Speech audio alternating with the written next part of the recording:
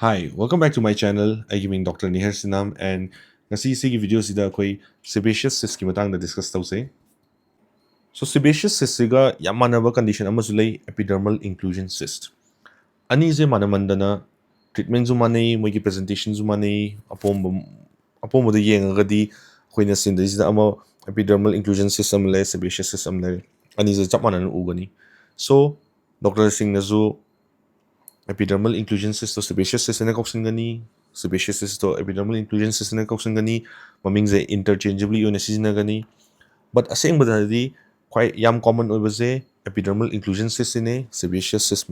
masamakti less common oi so sebaceous cyst na kaino khigi skin da hair follicles yawi hair follicles ki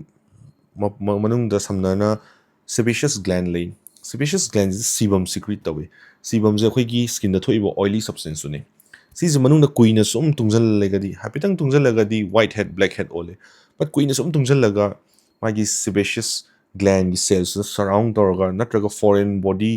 gi type the bodies na khallaga capsule ama surrounding capsule ama form torga di si je sebaceous cyst ole and si manung jida sagi sebum do collect torga lay and pom khalai and skin the apom oina ure so season mapandi with the bluish greenish color oina ugani and magi machinam zu yaugani so mine hek yeng bada yam methok ning ba pochu oi makhunam zu yaure needle ama thinjalaga blade ama thinjalaga kitang hutlaga magi contents to methok pi contents se cheesy material thola kani and foul smelling zu oigani so sigize methoga ngaktanggidi pom handagadi but magi ngasai manungda cystic wall ama yaugramnina adugi wall do yaurigay again and again repeatedly sebum do secrete tawraga kharlega numit kharlega hapta kharlega amuka recollect tawrakani and ngasai gi apom da amuka develop tawrakani so methok sanaragadi sigi condition jiga almost manaba ngasai gi epidermal inclusion cyst to aduna kamai tawge habda skin gi outer cells epidermis sidagi keratin tholi dead cells shed tawi so sigi myam zina kaiguma skin gi manung da oin tho enkalaze adu kamai tawdino akoina sum skin da met sanabugumba natraga atumba pot amana thindana mapan gi cells epidermis haiba layers si je manung rom do ina grow tawre enkalaze adu dinga sagi magi keratin dead cells bacteria siguma myam shed tawgodabdo manung do ina collection tawar layerni so ngasai gi sebaceous cyst dumaina epidermal inclusion cyst izu manung da collection ama form tawni sizu ngasai gi dumaina foul smelling and cheesy material yaudini si skin da pomthoga pomba magi type to urani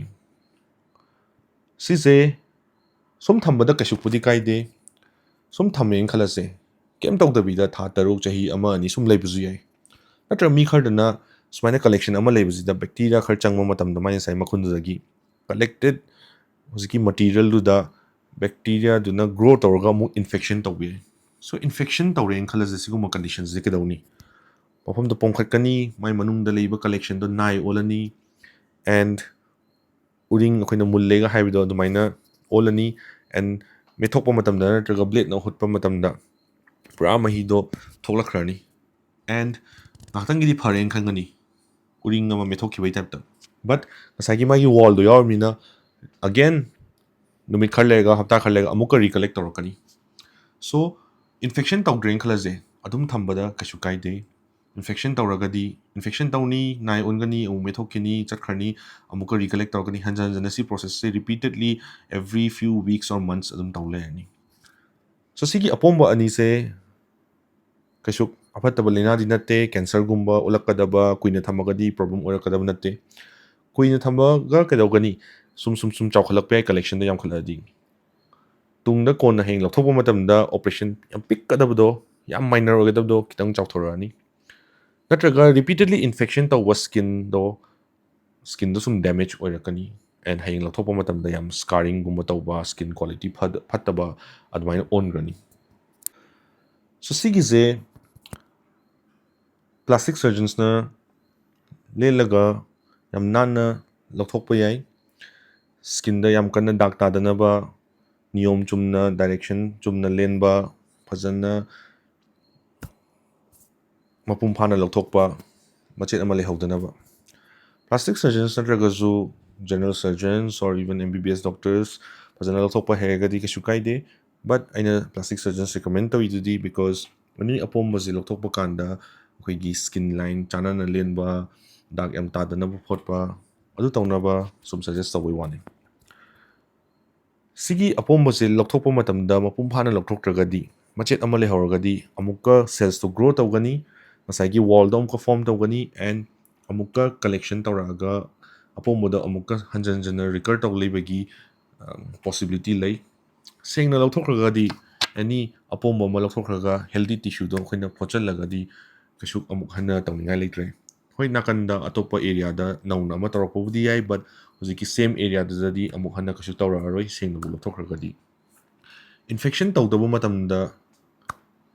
ingna lay kanda lawthokpana hena phai kaigino da yam clean oina surgery tawbi yai infection tawrakanda yam pomkhatlakanda yam nungaitre harakanda lawthokpadudi kitang messy oi kaigino da magi wall do phajana delineate tawba ngamde aduga lehoba khotpagi chance lay and infected oiba skin do da khoina operation tawba photpa khotpase